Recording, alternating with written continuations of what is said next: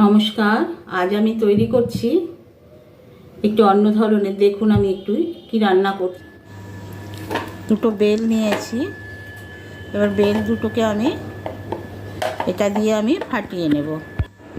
দেখুন আমি ফাটিয়ে নিয়েছি, বেলটাকে গুলে নিয়েছি দেখুন পুরো ভালো করে। আর এর উপকরণ লাগছে শরবত করতে আমি বরফ নিয়েছি, একটু গুঁড়ো দুধ নিয়েছি, চিনি নিয়েছি, লেবু নিয়েছি, লবণ নিয়েছি। এবার আমি শরবতটা কীভাবে তৈরি করছি দেখুন। বেলের পান্না, প্রথমে আমি লবণটা দিয়ে দিচ্ছি জলের মধ্যে, চিনিটা দিয়ে দেব। চিনিটা আপনাদের পরিমাণ মতো দেবেন, যে যেরকম মিষ্টি পছন্দ করেন। ডায়াবেটিস রুগী হলে তো চিনি দেবেন না। এবার আমি দুধটা দিচ্ছি। দুধটাকে গুলে নিতে হবে, নাহলে ছাকা ছাকা হয়ে যাবে।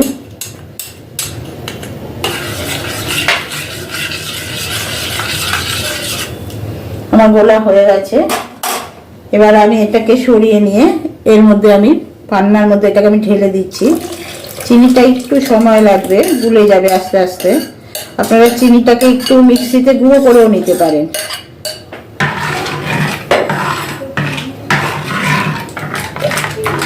এবার আমি যেটা দেবো সবচেয়ে বেশি, আমি একটু গন্ধ লেবু দেবো। দেখুন আমি কীভাবে দিচ্ছি গন্ধ লেবু। গন্ধ লেবু গোটাটাকে ছাড়িয়ে নেবেন।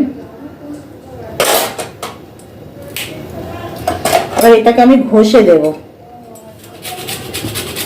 এরকম পড়বে দেখুন। খুব সুন্দর একটা ফ্লেভার আসে। পাতা দিলে তো সেটা অতটা ফ্লেভার আসবে না, তাহলে পাতা দিয়ে আপনাকে অনেকক্ষণ ঢেকে রেখে দিতে হবে এটাকে।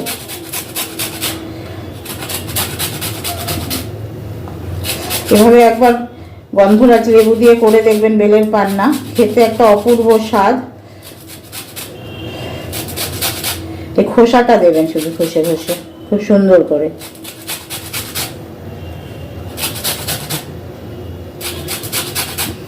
শুধু খোসাটা দেবেন, কিন্তু ভেতরের ইসেটা দেবেন না, তাহলে তিতো হয়ে যাবে।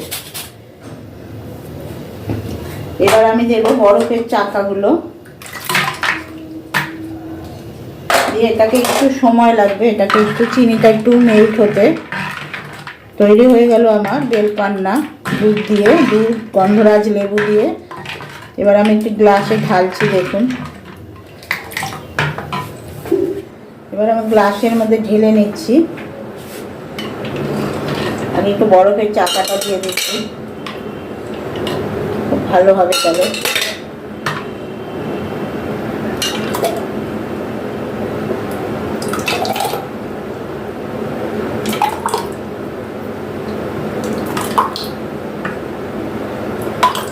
এইভাবে আমি ঢেলে নেব। আমি ঢেলে নিয়েছি দুটো গ্লাসের মধ্যে। এবার একটু গন্ধ লেবু আপনারা পাশে দিয়ে দিতে পারেন। তৈরি হয়ে গেল বেল পান্না গন্ধরাজ লেবু দিয়ে। আপনারা এইভাবে একবার করে খাবেন।